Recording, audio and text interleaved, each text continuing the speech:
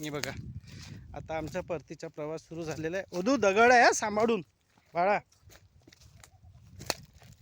माझे पप्पा ट्रेकिंग करताना आम्ही रस्ता शोधत होतो ना, तेव्हा मी त्यांना म्हटलं की लाकड नाही तर फोन देऊन दे माझ्याकडे. पण हे असे की फोन आणि लाकड दोन्ही पकडत होते. अरे सोड.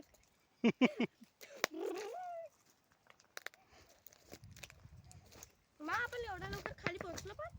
अगं स्लोप असते ना, उतरताना जास्त एनर्जी नाही लागत म्हणून आपण स्पीडली उतरत असतो. आणखी भरपूर लांब आहे.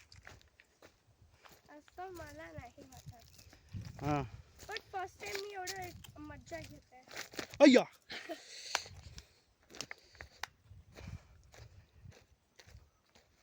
बघशील पाय. अभी ये दगड़ वाला रास्ता खत्म और अभी साधारण हम चलेंगे जो हम सब करते हैं रोज.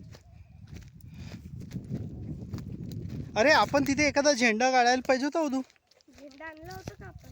काही पण एखादा कपडा बांधून ठेवला असता म्हणजे आपली निशाणी. करू ना असं, तेव्हा एका कपड्यावर लिहू हां फर्स्ट ट्रॅकिंग बाय हां ओवीएन योगेश आणि तिथे लावून देऊ. ओवी अँड योगेश लिहिण्यापेक्षा ओवीज फादर लिहिलं तर नाही होत का? योगेश सगळ्यांना माहित आहे. कोण? काय तर first trekking by Nirmala Lanjewar family. सगळे ओळखतात माझ्या आजीला.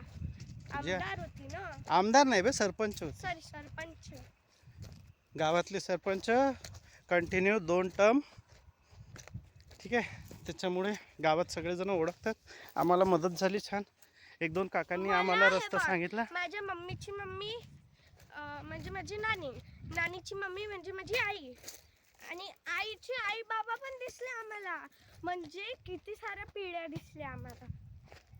आणि ते आईच्या बाबांनी आमची खूप मदत केली. आम्हाला रस्ता सांगितला आणि पाणी पण दिलं. ते पण एवढं मस्त गोड गोड पाणी होतं. विहिरीचं पाणी होतं पण छान फिल्टर सारखं होतं. आणि गावातली लोक फार हेल्पफुल असतात. आता पुन्हा जाताना पिऊ बरं पप्पा. ठीक आहे, त्यांच्या शेतातूनच जाऊ आपण. शॉर्टकट. आम्ही या ठिकाणी यायसाठी कोणताही म्हणजे डांबरी रोड वापरलेला नाही, सिमेंट रोड वापरला नाही. कारण गावापासून ते जवळपास 7-8 किलोमीटर होतं. ते बायपास करून आम्ही शेतातून निघत चाललो. आणि ते पण तिथे करंटवाले तार होते. ते करंटवाले तार होते. नाही, करंटवाले तार नव्हते. अगं साधे तार होते ती. आता शेतात काहीच नाही आहे तर करंट लावायचा प्रश्नच नाही. हां, शेतात जेव्हा खूप पिकं असतात तेव्हा मे बी लावू शकतात ते, पण सध्या तर नाही आहे. ते ॲनिमल्स वगैरे येतात ना. ते बघा पप्पा, इकडे बघा. मी ती लाठी अशी घेऊन जात होती ना, त्याच्याने पूर्ण लाईन बनली. आता आपल्याला तो रस्ता मिळत आहे. म्हणजे तू मार्किंग करून ठेवलेलं आहे. हां चलो बाय कर दो.